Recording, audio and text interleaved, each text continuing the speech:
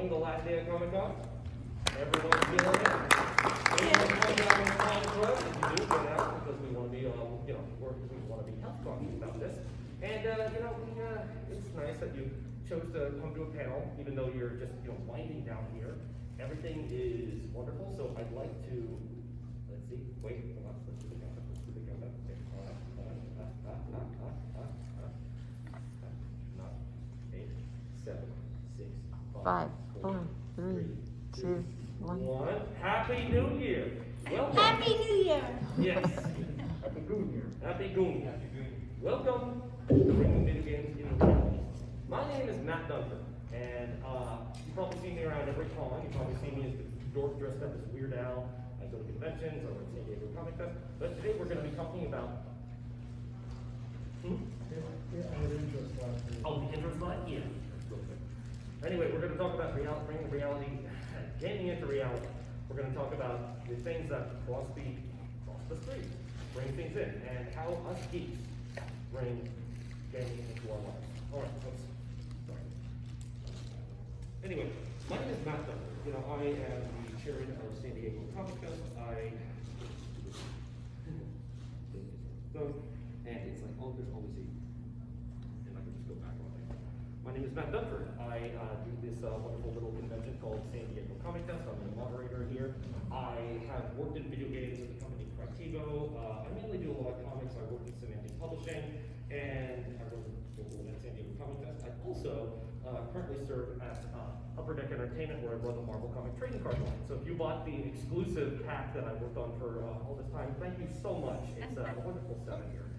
And also, I love video games and I love dorky stuff, because bringing all this stuff into life is just what I do. And I may not do as much video games in my time as I did when I was young, but I still have the great appreciation for those who do like to bring their passion video games into life. Before we get to the next slide, you worked at Critivo for a bit. Can you just briefly say something about that? Okay, yes, I did work at the video game company Critivo, which is located here in San Diego. It is based on where we did some video games such as the award-winning Universe, which is sort of like what you mesh between SimCity and SimWorld and Spore, which a lot of those reality simulator games on things. And I did like working in, but mainly my passion relies on comics. And so, with further ado, I would like to introduce some of our other further gamers. Maxwell, that guy with a Game Boy camera. Yes! Yes! Hi there, everyone. Thanks for coming. Thanks for coming. Hey, let's get right to it. Some time ago, I dug up my Game Boy camera, and I just go around to events, starting with a Wasteland weekend, and just take photos of people. Why not? Take photos, print out on a Game Boy printer. I get a selfie with you all. Just this side here. Now we're going to get insta-famous after this is uploaded to the Super Nintendo and off the computer. It's like a 19-step process. Yes, there's actually. Worth it. Yeah, you'd be surprised how many. I'm in a Discord group, and we talk about making the images clearer, and there are now digital means to get this, pictures off your Game Boy camera and onto your computer. But we're not here to talk about that. We're here to talk about just this passion project I did. Next slide. I call it Lost New, a Fallout Snow Globe road trip. Sometime in late 2017, thought it would be cool to make these snow globes that are found in the game Fallout New Vegas. You know how in video games you just go around collecting things, pick stuff up? Sometimes they're essential to completing the game, other times it just gives you an incentive to explore the game more. In fact, there's a movie about it called Ready Player One, where the key to winning is to find the developers' names, in some Atari game. Okay, but Isn't that the end credits slide? anyway. So then I had these snow globes around. I thought, these places in Fallout New Vegas are based on real life places. I've lived in Las Vegas for nearly 20 years, so I know all these. I can go to all these places. And figured, okay, take these 11 snow globes, see them in real life locations. Then, take photos, put it on the internet, see what happens. I know the posts I made about it, they were pretty popular on the Fallout subreddit, and got people talking, for a few days. And I even sent some friends who I know go to Wasteland, and they had a good time when I told them about it, just looking for a snow globe. I figured, what if I did it all again, recorded everything, and just turned it into a documentary? So that's the idea behind Lost New a Fallout Snow Globe road trip. In fact, before I actually played the abridged version, where most of you got here, so it's free to watch on YouTube. So it's not just leaving behind snow globes, it's basically, in 2020, I'm comparing the 10-year-old Fallout New Vegas to the current Las Vegas. So I use these transitions. So it's like I want to make a it's like this movie where you see the real Las Vegas while the game is being played. And for whatever reason, I recorded all the footage. I just pointed my smartphone here at a black and white TV. So this was my movie, my passion project. The Fallout New Vegas does draw more from history than anyone realizes. I actually spoke with Professor David Schwartz, and he says that who's a history professor at UNLV. And apparently in Las Vegas' early days, all these interest groups are trying to have their stake in Vegas. So They're called mafia. so yeah, mafia, miners, They became adult later. businesses, no different than Mr. House, the Caesar's Legion, the NCR, and who knows? In Fallout New Vegas, yeah, you can be the mafia. Wonderful desolation full of scum and villainy. Let's take a weekend trip. Okay, but anyway, to me, snow globes are probably some of the best collectibles in video games because they're based on real places and it represents the game and features its mascot Vault Boy. Okay, do I have anything else? Yeah, so I was wondering, what if there really were these snow globes in the real Las Vegas? How far could one get? Next slide. All right, so before going on the road trip, just making a simple snow globe. Thank you. So yeah, there are snow globe kits. You type it into Google, so you do shopping these days, or you can just run to Target and get these $20 snow globe kits for kids. That come with 3 snow globes. All right, and keep in mind there are 11 snow globes in the game, but I can get creative, use 3D printing and make more. And always remember before you drop off your snow globe to save Rosebud. Doesn't count. Next slide, please. Okay, so this is an example of a snow globe in Las Vegas compared to the real game. On the left is the Lucky 38, or in real life, the Stratosphere, the top of the world lounge. All right, so in the game, you get behind the cash register to get the snow globe, and then get 2,000 caps from Mr. House. But in real life, all I can do is just put it on the counter, and then I leave a note with sunset sarsaparilla stars. Yeah, by the way, you know what I find funny about Fallout New Vegas?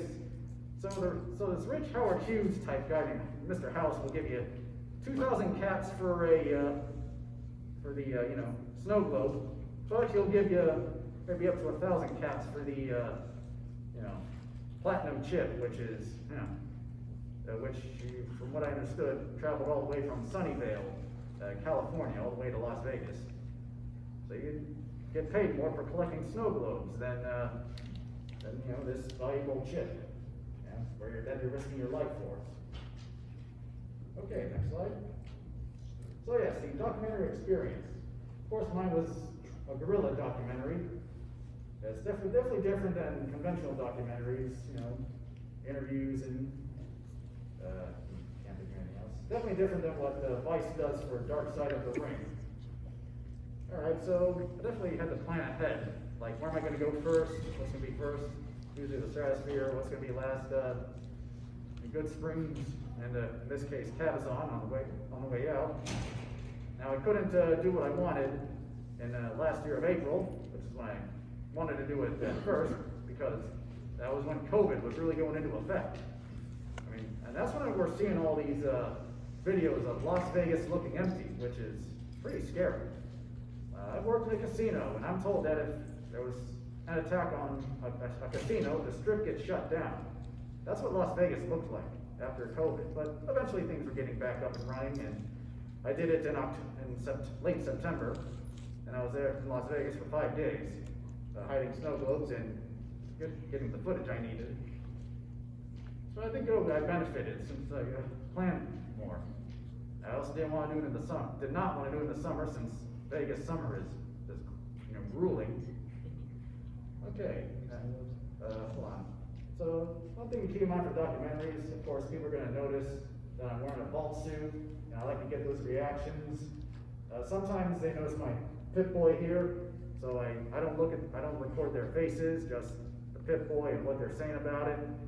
But if their face is on camera, well, I gotta ask, hey, you wanna be in this documentary?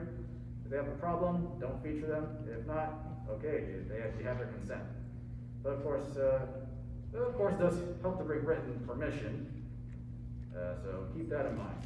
You don't want to make anyone look bad. You don't want people to come after you for doing something you think is harmless. Okay, so I got asked, so a reporter from Vice did ask me about it, and one of the questions I got, are there any snow globes that haven't been found? Or I'm going to say, which snow globes were found? Okay, so the test site snow globe in the stratosphere. I don't know, could have been thrown away, one of the employees may have taken it.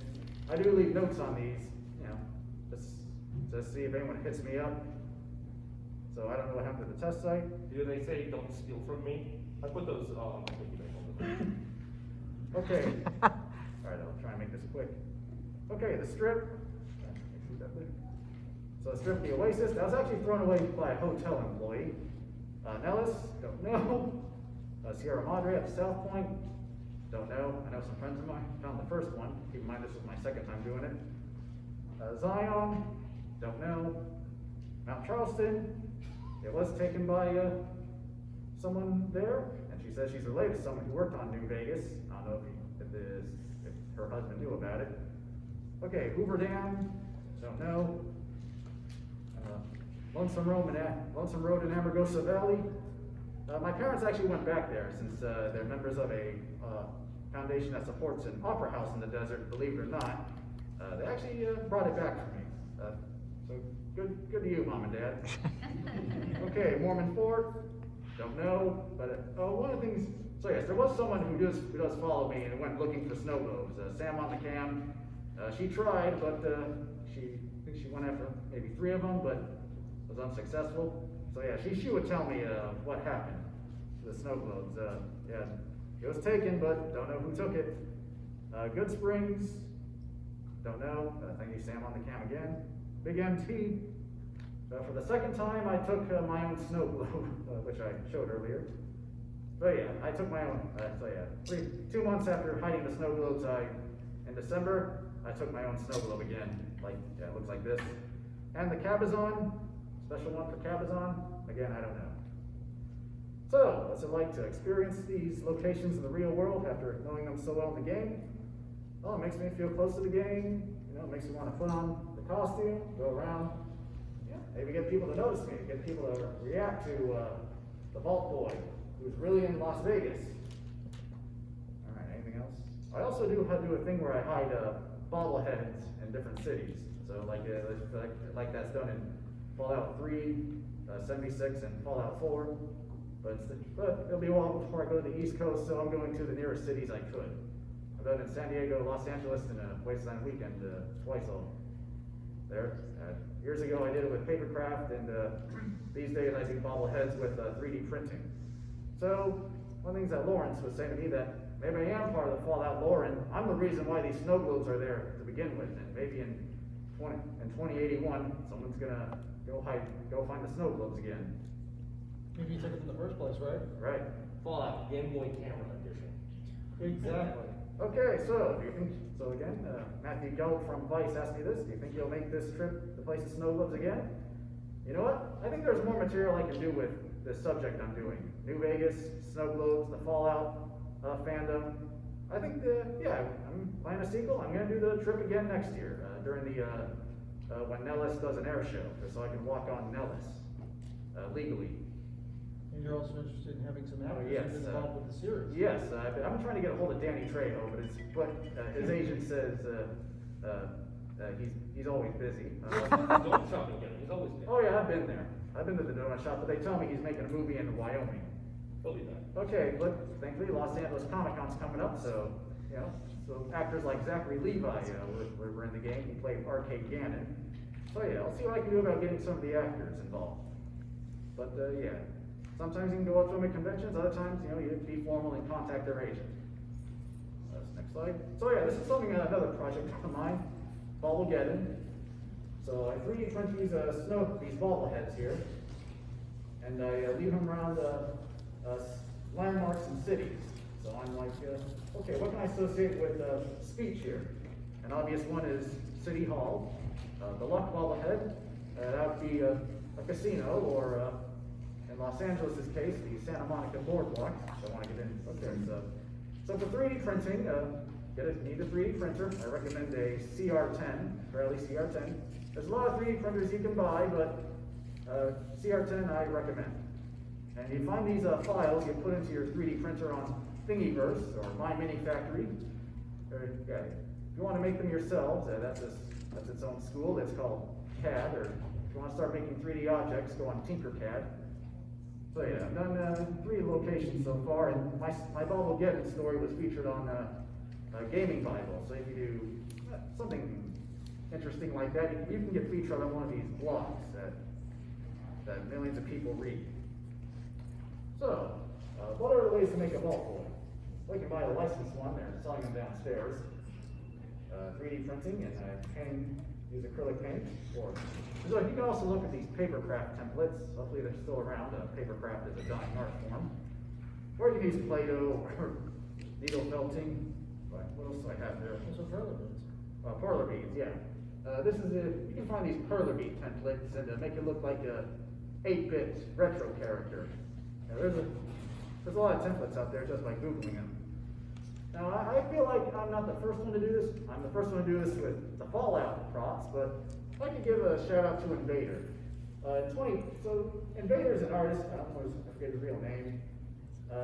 He's a street artist who would type these invaders based on Space Invader. He put them around cities, like he blew them to buildings. This Invader here is the last one you can find. It's on 7th Avenue on the Salvation Army. Yeah, so he's done this maybe hundreds, thousands of times, putting these invaders in cities. So yeah. Hold on. Let's see. Yeah, he was featured in a documentary called Exit to the Gift Shop, along with Banksy and Mr. Brainmind. I forget his name. So yeah, so he's still active. He still has trouble entering other countries. And getting away with street art, it can be difficult. He's actually, it can be, since he's gluing his Space Invader art, it's considered vandalism. Unlike what I'm doing here, it's, littering.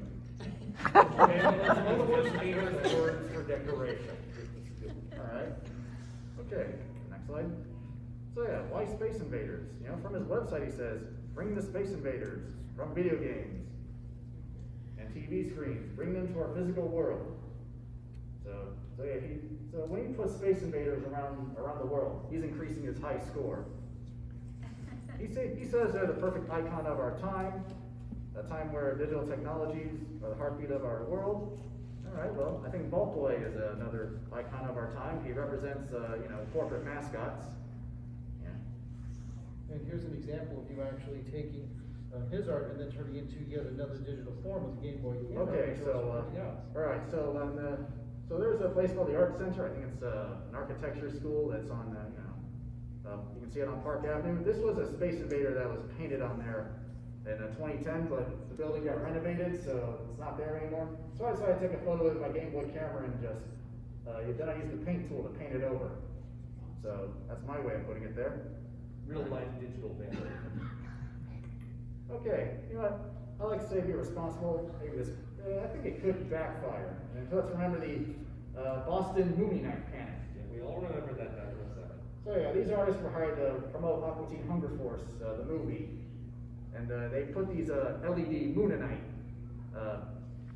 fixtures in the subway, but they light up, they have batteries attached. That's kind of similar to an IED, and it shut down Boston for the day. That was the best idea. Yeah, there's a little fun fact about that as well. Ultimately, the president of Adult Swim had to step down from that, and then following that, they installed a new president of Cartoon Network that said, I did some polling, and it turns out kids like live-action TV as well. So you can blame that little dip in Cartoon Network's quality on that guy. Fortunately, he is no longer with Cartoon Network, and things are back, but you can ultimately say that bombing in that dip of like, where Cartoon Network, yeah. Bam, that is that point you can trace it to, the Moonanites. All right. And all- Matt Dunford, bastion of information. So yeah, so I say, oh, we can We can go on to other bastions of information. Okay, our good friend, Gabe Valentin. You might know him from the band Digital Lizards of Doom. And did you know that he also has a comic that's coming? He's got the Digital Lizards of Doom comic that is out from Clover Press, which is here local in San Diego. So, Gabe, why don't you tell us a little about yourself? How's it going, everybody?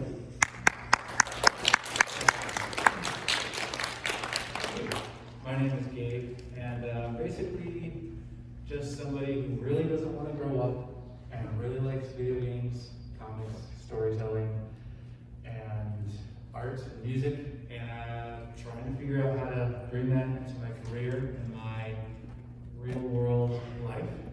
And that's why these fine gentlemen asked me to come and be a part of this panel. Yeah, Thank you for that, brother. I think how video games influence your comic work can help, as well as Oh, yeah. also if you want to say something about your music as well. Go Yeah. ahead. It's all connected. Who's on the slide master? Oh, there we go. Yeah, it's so basically what I make is this right here called Digital Lizards of Doom, and the whole thing takes place in a fictional video game world where a giant pineapple demon has trapped a bunch of people inside this synthetic world. Yes, I heard all those words correctly. It's a pineapple demon, it's the whole thing.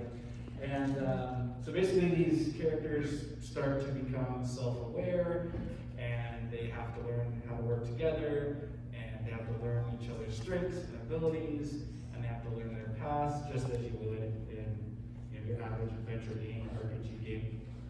And then they have to figure out how to escape and work together and use their teamwork and their knowledge and their skills, and they level up. Each book is actually level 1 Dizzy Doom is the first book, and this will be a series of books 1 through 8. So it'll go level 2, level 3, level 4, so on and so on. And just very much inspired by JRPGs and old school adventure games like Legend of Zelda, and just Pokemon, a lot of that stuff, which was some of the first games that I played as a kid. And speaking of which, actually, Pokemon and Final Fantasy were some of the first games that I ever played as a little kid, and those games changed my life. And I did not realize, I was never good at anything as a kid. I tried to skateboard, I sucked. I tried to draw, I sucked.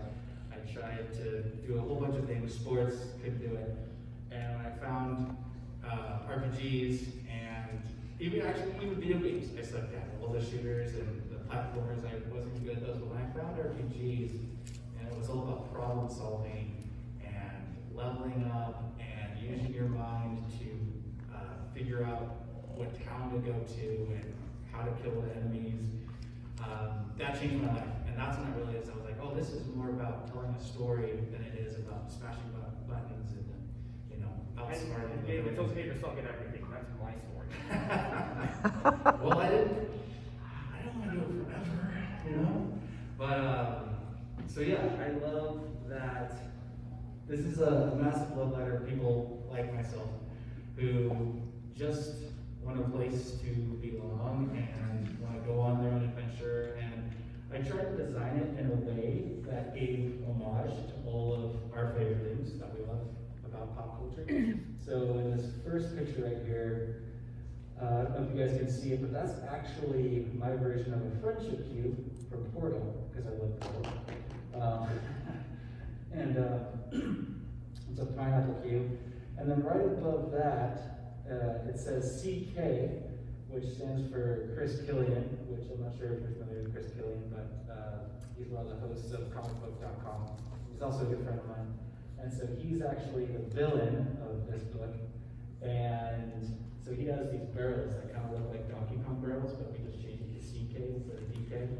And on the second slide, in the book, he calls himself Coolian, Chris Coolian. So he has a whole park dedicated to himself, and that's Coolian Park that the characters are entering into, and we tried to design it to look like Jurassic Park. And then on the far right, that's Pineapple Pete. He is the ancient pineapple demon mastermind himself who created this video game world, and he's surrounded. I mean, I can't even point out all the different Easter eggs there, but I think we have One Punch Man down there on the left corner. There's some Pokemon in the background. I think there's Kill the Kill, a little Kill the Kill poster behind him. And so throughout the whole book, there's just a lot of these Easter egg references, and sometimes the story itself will even reference what the Easter eggs are inspiring. So that's just fun. It's just to remind myself as the creator, but then also just like where this stuff came from, where this inspiration came from, why I feel this way, how I fell in love with this stuff, and to not take it too seriously. Digital Lizards of Doom does that on its own. I mean, if you're going to go to an event or read a book called Digital Lizards of Doom, hopefully your suspension of belief can just be lowered a lot. It's going to be a whirlwind of craziness. So, Yeah, the format, right? yes. Next up, the format, right, Gabe? Yes, sir. Even down to the format itself of the book, I wanted it to be, it came from two things, the idea behind doing a format like this. We have text on one side, on the left side of the page, then we have the artwork on the right side of the page. And there is a story element that plays into this, the sense the whole world is taking place inside a virtual simulation, video game simulation.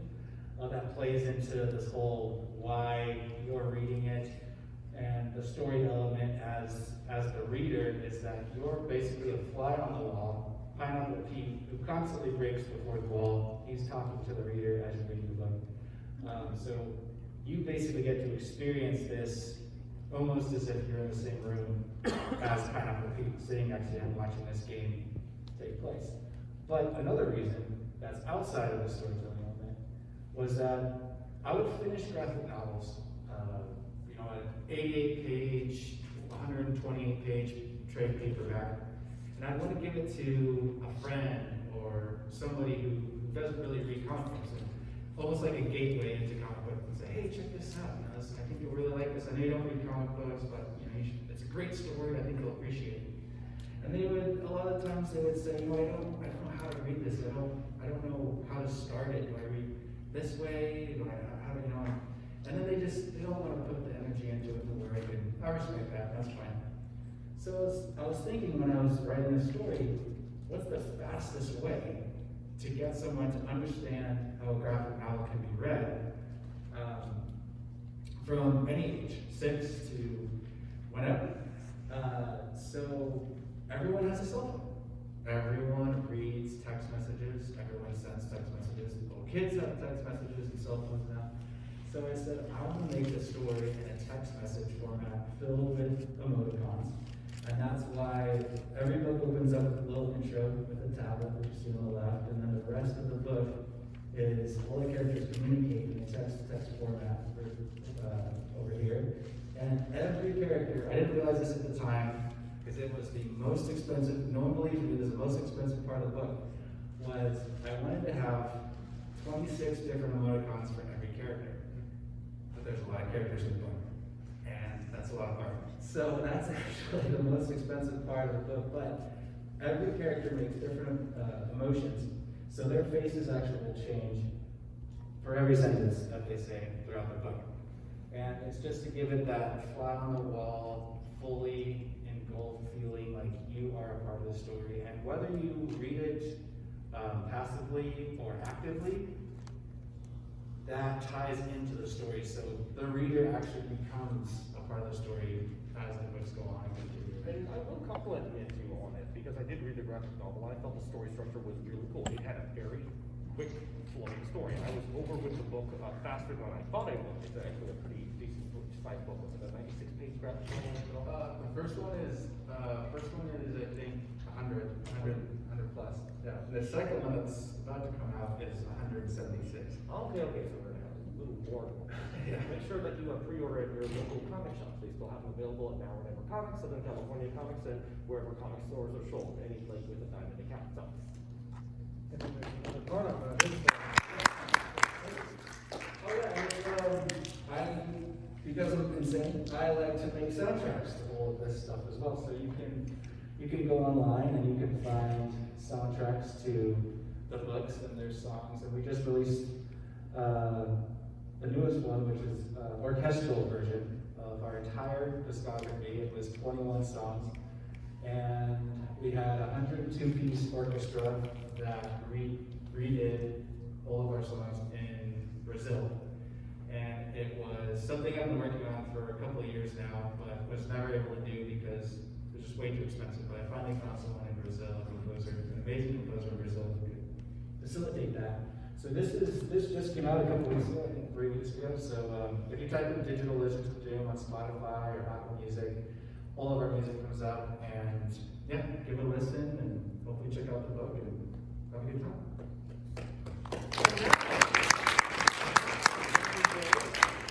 this is our speaker, Mr. Lawrence Brenner. I know him as a pop culture journalist, historian, voice actor, engineer. I met Lawrence Brenner at everything on the internet. Almost everything. You're not picking on He also made his PowerPoint look pretty. Yeah. And it's very true. I mean, when does Lawrence not look pretty? Alright, so you know him as a pop culture historian and journalist for over 10 years. He's a specialty in documenting comics, pop culture history, voice actor, engineer, and basically cosplayer, videographer, photographer, illustrator. He does a lot. So Lawrence, why don't you take it away? Well, one of the things that I want to actually bring, because we're talking about bringing video games into reality, is taking assets from video games and turning them IRL. One of the most recent examples of this happened to be with Assassin's Creed and Notre Dame. Now, it was initially thought possible that they could use the models to actually help in the rebuild of Notre Dame. However, they made certain changes. Ubisoft themselves did do extremely detailed scans of the Notre Dame Cathedral to recreate things for Assassin's Creed Unity, but those same things could not be used in the rebuilding because they had to make changes to the models for the game. However, when you think about it, it can be used as an overall thing for future projects, for restorations, as well as immersive digital environments, especially as we may end up in yet another lockdown scenario. But you can experience things through the AR and also the VR, which I'll be speaking about shortly. Hence immersive environments. Next slide, please. So you can see here that that's what people were talking about. This is actually from Nova, which you may know is on PBS, like the 3D models can preserve landmarks like Notre Dame. Now, when you think about that, especially with anything that can be used for video games, you can see the in and the out and put back in. Then you also see this kind of thing actually happening with installations and pop-ups, like what you may see recently from League of Legends Arcane. They're actually recreating these environments from the game as well as the NBA series and making them into the immersive environments that you'll see from Secret Cinema and things of this nature. However, when they do make the changes, it does change the aspects of what we are around. Next slide, please. Yeah.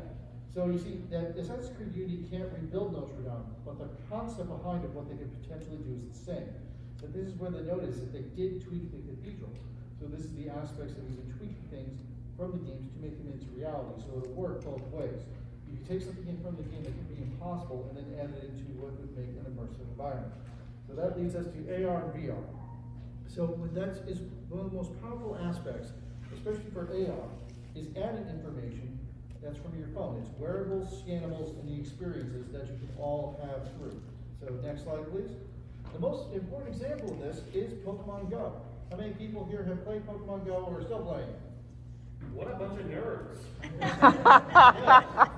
Also, that's my favorite Pokestop near me. Yes, and I've went through several layers of QA approval. But think about what that actually does in changing your reality. So you see Pokemon everywhere, right here in this room. There were several Slugma when I was checking them in the last hour before.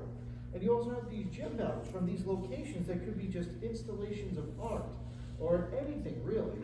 You make something and it becomes something else with a digital world that you in itself interact with. And then there's also the fun thing about taking stuff that would be in the game, which is where you would normally walk, like I'd say 10,000 miles in an RPG, right? You can walk across the continent, no problem. But now you're actually having true health and fitness as well as actual discovery actually going on. This is what actually is the most interesting part, is because it takes things from the video game and helps improve yourself in IRL through the fitness and then through discovery. When you play Pokemon Go, you've been to places you've never been before, right? Yeah. Exactly. And then Well, for me, it's called jail. well, they do say don't trespass, Dunford. That's what they added that because of me. Now they have a sign. Yeah, that's Do you mean by Gyarados too, or just only close to it? There was a magic carpet first, but I kept kicking it, so I guess. See, that's why you can't kick the magic card, man. They will get annoyed at you. It was funny at the time. And then think about this. There's more games that do this too, such as another one from Niantic, which is Pikmin Bloom. You see the Pikmin everywhere, right here in this room, and that's even more health and fitness discovery enabled, because they're actually actively encouraging it as well, because it integrates with Google Fit as well as other things to allow you to get it together. And then especially compare that with a smartwatch, you can actually have the gamification aspects that truly go in. Now let's hit up to the next thing about scannables. Now this will actually have a, next slide please. So here's a really interesting thing. QR codes are the big things with little bits of information. So there could be all sorts of stuff that allows for the gamification elements as well as ways to interact. What I'm wearing right now is a scannable that goes to my social networks. Now this thing is the kind of thing that you would see in a game that you could interact with. You were able to scan different things in games. Now this also allows you to put things together so that, you know how there can be very long and complicated Instagram tags or URLs, stuff like that. Anybody who plays Genshin knows they want you to scan that QR code. And you see that pretty much everywhere, right? Scan for more information. Whereas you would be able to get that from like a HUD display. This allows you to basically take something that would be gamified in a way that you could scan with one of the most powerful devices you have, your phone, and be able to add that into the real world and have the interaction between. So this way you don't have to worry about shadow banning or errors in typing. You can go direct, you can like, subscribe, follow, and interact with even more gamification elements such as stuff for collectibles without having to go into some of the more horrible kind of collectibles that have 3 letters attached to them. But you can have things for like XP or exploration and more. So next up, let's talk about more types of scannables, because this also includes you. Now, who here is familiar with motion capture or VTubers? Exactly. Now, when you play games, you have motion capture. That's the kind of stuff that allows you to see different things, so you can have monsters running different things, facial motions, and stuff like that. It allows for even more performance as an actor. And this actually crosses over with VTubers as well, because the people who are doing it are using different types of motion tracking so that they themselves can become IRL anime characters, what you see on the screen, and then how they can interact. So it's not only a one-way kind of thing when you're dealing with such things as a Twitch broadcast or YouTube or whatever. They can respond to you in real time. So it's not kind of a static format, is that you will be able to interact. So these elements of everything that people are talking about with the multiverse, stuff like that, where you see things that look like Facebook Bitmojis, in truth, we all really just want to be the most anime magical people that we can. Yeah, because I mean, who here doesn't want to be an anime girl? Well, Charlie? All right, that guy. yeah, and this, now this actually adds to more things, with body capture, stuff like that, and the expenses of it are actually going down. You don't need a larger thing to do it. You can even 3D scan yourself and create entire models and import yourself into some games, as well as the ability to make certain props. That's where you can be yourself and where you see the aspects of cosplay making. This is where you can take, like Max did, you can take the assets from the game and then turn them into actual objects. Now then some companies are actually starting to do this themselves. You see this a lot from Rise, you see it a lot from the other MOBAs and other large video game publishers. They like to put things out so they can see things put into real life. They like cosplay, they support it, and even more. So next up, VR immersion. Now I chose this image specifically because this is some of the goals for VR immersion. A holodeck. The holodeck would be the pinnacle of VR immersion, where you have tactile, sight, smell, all your senses, as well as those of others, so it's an immersive, seamless environment. You want the haptic reaction, that's the touch and feel. And so you can be able to experience with all the senses. We're getting closer and closer with each thing. It's not only just the goggles that you'll see, but people are working more and more for everything so that you can experience in the mediums that you want to.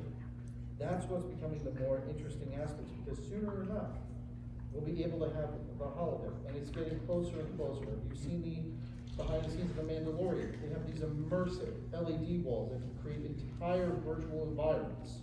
That is what people want to start to see. If they can actually do it for films. And who here seen Mandalorian? Exactly. What's an on-location shot?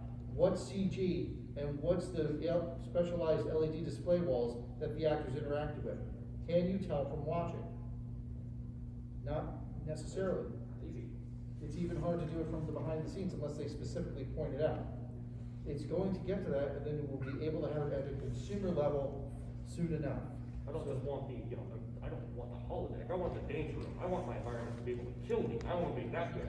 Well, yeah, exactly. So everything can be done in the studio eventually. No need to go on location in Los Angeles, because I was there and I saw a film crew in an alley. That seemed typical of Los Angeles. Yeah, it's the same in New York where I'm from. They put up little things that there's going to be filming and stuff like that, but it allows you to create and become part of the environments and the game in and out. So next up, we're going to tell you that you can do this yourself. You can program for AR and VR, and this is how you can get started. Max, you'd like to finish us off? Oh, yes. So, in 2011, my brother got me into app development because he wanted an app based on his, based on a manual he makes for EMTs. And, I made that app. I went out and bought one of those programming books on iPhone app development. I recommend you do that if you want to get started in mobile apps. Even when you read one of those books, there's definitely a lot of information, but these days with programming, you can just Google what function you want, and someone will pull it up, or Stack Overflow, or the Apple developer forums. But a few months ago, my job at the time gave me some downtime, so I want to get into how to make an augmented reality app. And I figured a museum that's currently in Chula Vista about Holocaust survivors would be a good start. So the AR app I'm making with the curator, got to get with her, but we've both been busy lately. So anyway, what I would do is, you basically pull out your phone, and you be looking through your camera, you scan over an image, and it tells you information about that image or the survivor. All right, but if you want, now how many programmers we have in here? Anyone want to develop, program, computer science types? Okay. All right, well, of course I said, helps to get one of those programming books you can get at a bookstore. But for AR but for making augmented reality apps, Google provides augmented reality support for Android development, and Apple does so for iOS. And let's see. Plenty of fun though, isn't it? Yes, and I looked up a tutorial how to make a augmented reality for a museum type app. So you can scan over, so you put the image in your IDE or Xcode for iOS. The program is called Xcode. You can download for free, and for developing Android apps, it's Android Studio. But you can get the tools for free, but you got to pay them a licensing fee to get your apps on their stores. All right, so. And now, are there any questions? Mind you that I have already explained my hair. Any questions? I'll do it. Just want to say that I am from Boston, and I do remember the Moon Knight Panic. Please, let's keep talking about that. Yes, let's do it. The T shuts down pretty much constantly, so it's not the worst thing in the world that happened, but definitely one of the more bizarre reasons. I was in high school at the time, and I went to a private school in Cambridge, so tons of kids had to basically walk to school from all over the place. It was terrible. But I did want to ask. I remember seeing the press conference for the guys that. Yeah, that's. Yeah, they were Where talking they about, talked about musicals, wasn't it? I think they were talking about their hair. Yes. I think they were mushrooms or something. Yeah, it's they had the ultimate PR of don't talk about it, anything but fun. It was the snarkiest thing ever, but it's like, Yeah, Boston's full of corruption, it's fine. All right. Well, one of these days I'm going to come to Boston and well, I'm going to make Fallout 4 happen with bobbleheads. over there. Yes, sir. I wonder if you can possibly explain something to me in regards to the scene that you used on Star Trek hologram. If you can elaborate a little bit more, you say that it's coming down in the future. May I ask, is this a place that you walk into a facility to actually do something like that in the future, or? Yes, Could you please elaborate a little bit more? yes, of course. Now, in Star Trek The Holodeck, it is in something of an enclosed space that allows you for the entire sensory immersion. However, the concept behind that is stuff that you can get more and more at home. It's similar to, are you familiar with green screen technology? Not really. No. Okay, so green screen technology allows you to replace the background of what's behind you.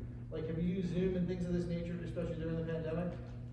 You know how people have replaced their backgrounds with something else? Think about that, is that it's more ways of changing the reality that you're experiencing, and then others can experience it with you. In the concept of Zoom, that's with that replacement background, that you'll be able to see something else, and it uses one type of sensory immersion, which is visual, of changing the reality that you see. It's the same thing with phone filters, stuff like that, where it's adding something on. Now back to the holodeck, that is the immersive kind of experience. In this case, that would be a room, but in some of the other aspects of the future, it could be emitters that would actually change aspects of the reality around you, such as that you would be able to see things as projected light, as well as sights, sounds, etc. Similar to having a home theater, there was simply more ambient sounds that would be all around you for the sound, the smells that could be possibly generated, as well as what you could tactily feel. Now that's the harder part, because that would be, in the case of Star Trek, they use hard light, which would be creating light in emitters so that it would be, so you could touch something physically real. But you can actually get to some of that with haptic response equipment. So stuff that you can wear, like a bodysuit or something of this nature. I didn't link it because of some of the content, but this is something that Code Media actually does. How long do you see this particular product on the market? The thing is, it's actually increasing at an exponential rate, so I'd say possibly some of the stuff, or a good portion of it, would be within, I'd say, 20 years. All right, now down to our last 5 minutes. Let's go over here. So where does HoloLens fit with the VR technology? Well, there's a couple of different ways when you think about the HoloLens. So let's take a quick look. I'll take a quick look at what the current development is on the HoloLens. This also shows how powerful it is to look up everything as you can do it, because this is. Because there are Remember industries Google that are Glass? looking It was a thing, but now it just went away. Yeah, see, that's the whole thing, is you can have this augmented kind of mixed reality. Now with the HoloLens itself, because it says in and of itself is a mixed reality, that's where you are seeing a type of augmented reality. So that would give you information in front of you that you could see. Like I said, with Pokemon Go, with certain filters, it would give you the information that you would want to see, and then with even more stuff, that will get smaller and smaller, so that you can have gamification aspects, that you can have like a full heads-up display, or even as they're showing on their current stuff, like if you wanted to upload HoloLens, because we have internet access, so I can just give an example of what they're actually doing right now from their own video. Yes, thank you, that allows us to have this. Professor Sprinkle. It's my favorite Futurama quote. What Yes, has, it's the apocalypse, all right. I always thought they'd have had it, didn't it? all right, as we come to the end of it, Max, I was wondering if you had any specific trivia questions we could ask that, and as a reward, could we give away a graphic novel of Digital Lizards of Doom, or some, or some of Max's 3D printed little trinkets or something on there? Okay. Yes. Hit on with the question real quick. We got 3 minutes. Okay. Who is Mr. House based on? In Fallout. At Dunford. What do you think, survey says? Yeah. Howard Hughes. Yep. No, I think he's got a bit of Nikola Tesla in him as well. Okay. And maybe some Walt Disney. Okay, so Yeah. congratulations to Comic-Con founder Mike Towery for winning. this whole event is because of him and what him and his friends did in their parents' basement back in 1969, you know? Yeah, big Fallout fan he is. Yep. And Max, I got a question for you. What? When are you gonna cosplay as Fallout Boy, and where can you find someone huge enough to be Radioactive Man? Oh, you know what? You know what? I didn't get told I look like Millhouse, so, Come on, man, it's gonna happen.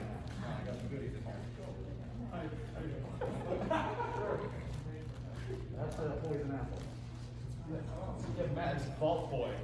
Vault Boy. Well, think about it. Vault Boy's a band. Well, where did Fallout Boy get their name from? Your mother. Exactly. My mom was like, "You boys are so cute. Have you seen this Simpsons cartoon my son likes? He's such a dork. Maybe you should cosplay as the kid who says Jiminy Jillikers." And that's how they got their name, because of my mom.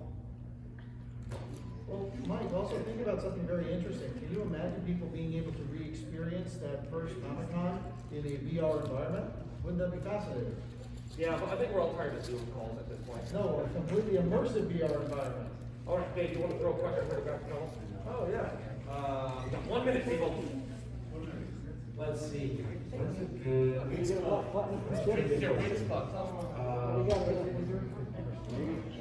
What is the 151st Pokemon? You. Max.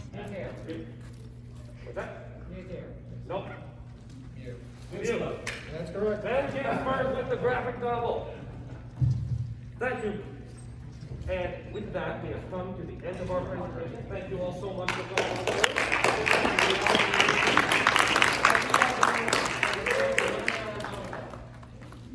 Special edition. That's an internet guy. Woo! Thank you, Mr. Dunford. And all right.